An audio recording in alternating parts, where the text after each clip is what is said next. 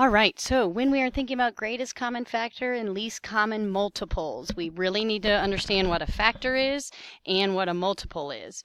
So when you're looking for the greatest common, the one they have the same factor, remember that the factor is the factor times factor equals the number.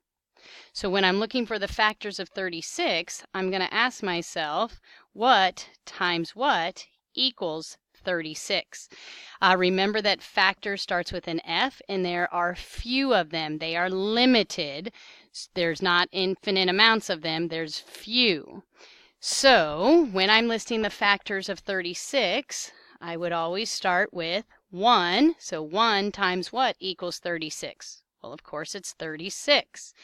Then, is it even? Yes. Since it's even, I know that 2 has to be a factor. 2 times what equals 36? A lot of us could do that in our heads and figure out that it's 18. If you can't, you could always go over to the side and do 36 divided by 2. 1, 2, 8.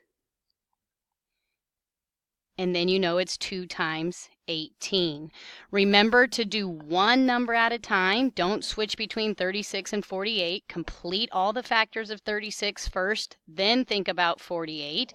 And make sure that you are doing them in their factor pairs, 2 times 18. That'll save you a lot of time.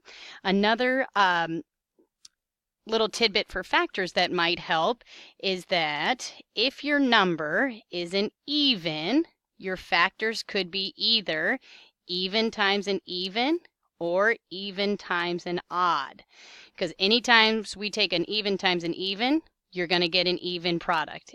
If you do an even times an odd, you're also going to get an even product. If your number happens to be odd here, then you can eliminate a lot of factors, because the only way to get an odd number is do it odd times odd. So when I'm listing the factors of an odd number like 21, I would know it's 1 and 21. I don't have to think about 2. I know that 3 and 7. I don't have to think about 4. 5, it doesn't end in a 0 or a 5. 6 isn't even. I don't have to think about that. So now I'm back at 7, so I'm good to go. Okay, so back to 36. Sorry about that little tangent that I went on. So I know 2 times 18. 3 is a factor because the digital root of 36, 3 plus 6 is 9.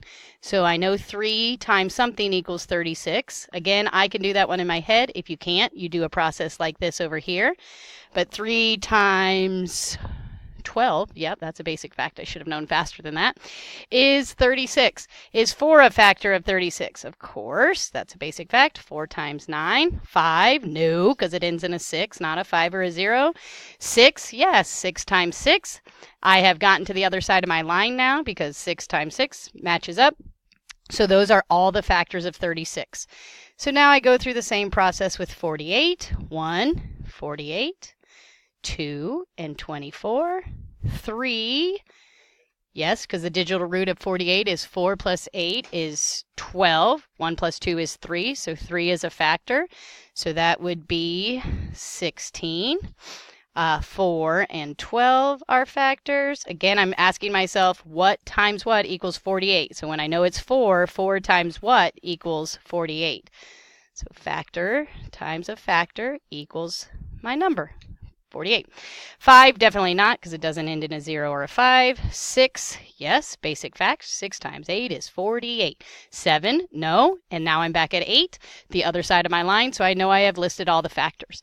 So now my job is to find the greatest, the biggest, the largest that they have in common, the same. So yes, they have 1 and 2 the same, 3 the same, 4 the same, 6 the same. Those aren't the same, but 12 is the same, and then no, no, no. So it looks like the biggest that they have in common is 12. So the greatest common factor of 36 and 48 is 12. Okay, so if we are going to look at number 2, the least common multiple, least would be the lowest or the smallest, common, the same, multiple. Remember, those are the numbers that we land on when we skip count.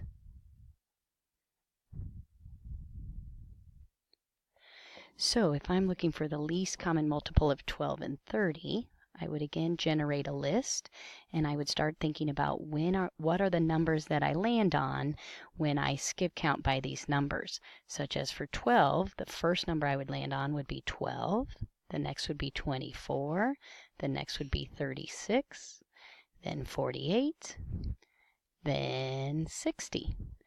12 times 1 is 12, 12 times 2 is 24, 12 times 3 is 36, 12 times 4 is 48, and 12 times 5 is 60. For 30, it would go 30 and then 60. So the first time that these two numbers would land together on the number line would be at 60. That would be my least common factor. Least common multiple. Multiples the numbers we land on when we skip count. Skip to my multiples. All right, let's look at this word problem here. Sapphire and Abe are shelving books at a public library. Sapphire shelves 5 books a trip, whereas Abe shelves 6 a trip. If they end up shelving the same number of books, what is the smallest number of books each could have shelved? So I see some key words here that stick out. Same number and smallest number. So I'm thinking least common multiple. Also, if it's 5 books a trip, I'm not going to take 5 and break it down into its factors.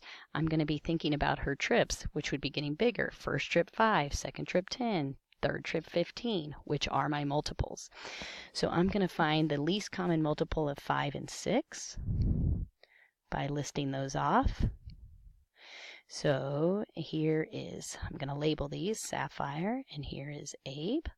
So the first trip, Sapphire does 5 books, then she does 10, then she's done 15, then she does 20. In the back of my head, I'm thinking, are any of these numbers that I land on when I skip count by 6? Not yet. 25, 30. Oh, there's a number that I land on when I skip count by 6. And I'm going to list 6 just to be sure. So he does 6 books, and after 2 trips he's done 12 books. After 3 trips he's done 18 books. Then he does 24 books. Then 30 books. So yes, that is the first time that they would land on the same number together. So that would be the smallest number they have in common. So how many books could they each have shelved? 30. How many trips did Sapphire make? Well, here's Sapphire's list. So this was 1, 2, 3, 4, 5, 6 trips. And Abe made 1, 2, 3, 4, 5 trips. For problem 4, we have Miley and Cole ended up making the same number of biscuits for a bake sale at school. Even though Miley made them in batches of 7, and Cole made them in batches of 11. What is the smallest number of biscuits each must have baked? So, batches of 7 does not mean that's how many biscuits she made. That just means that's the size of the groups she made. Same thing with the batches of 11.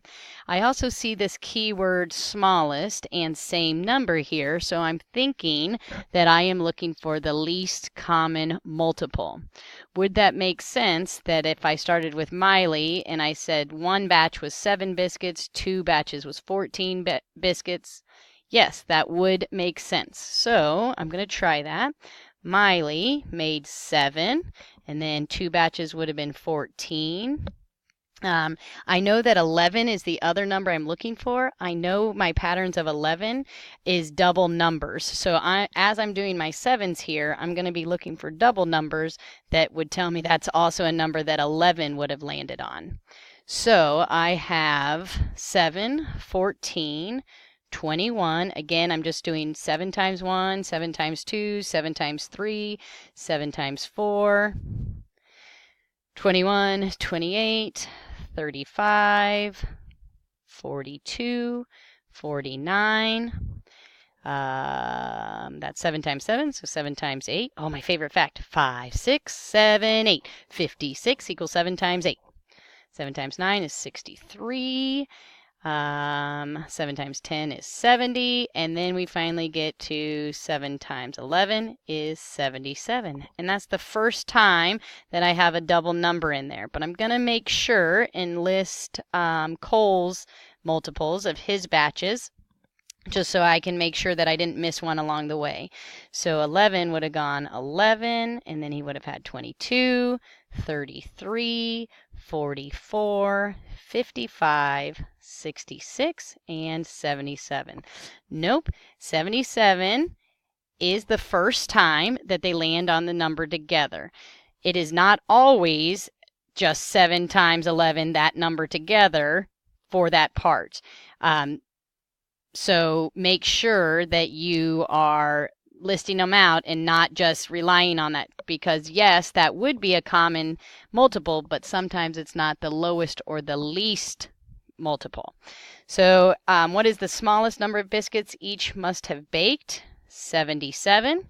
How many batches did Miley make? Well, here's Miley. So here's 1, 2, 3, 4, 5, 6, 7, 8, 9, 10, 11 batches. And for Cole, if he made 77, 11 at a time, what times 11 equals 77? 7. 7 batches. I can confirm that with 1, 2, 3, 4, 5, 6, 7. All right, number 5. Over the next 2 days, Clinton Employment Agency is interviewing clients who wish to find jobs. On the first day, the agency plans to interview clients in groups of 2, so groups. On the second day, the agency will interview in groups of 4.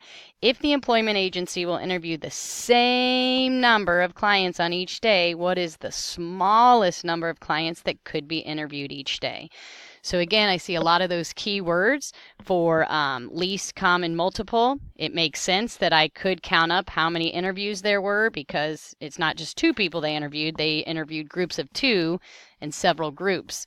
So for first day, so the first day they would have interviewed 2, 4, 6, 8. On second day, they would have interviewed 4, 8. Oop, look at that. The smallest number of people they could have interviewed, of clients, each day would have been 4.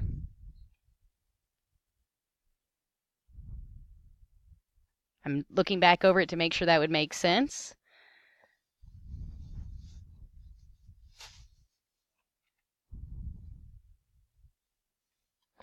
So if they interviewed the same amount each day, that would make sense to only do 4 people a day. Interviews take a long time. You have other things to do in the day. So it would have been 4. So how many interviews did they do the first day? They would have done 2 interviews. How many interviews did they do the second day? They would have done 1. Number of clients. So that's how many clients they would have served, but this is how many interviews, because it would have been 1 interview here and another interview here, and then just 1 interview there. All right, if you need more practice with these, remember Prodigy is set up to help you with these. You can also Google greatest common factor, least common multiple word problems and practice those. You could give this to your parents and ask them to give you similar problems. Lots of ways to get some extra practice in if you feel you need it. See you tomorrow.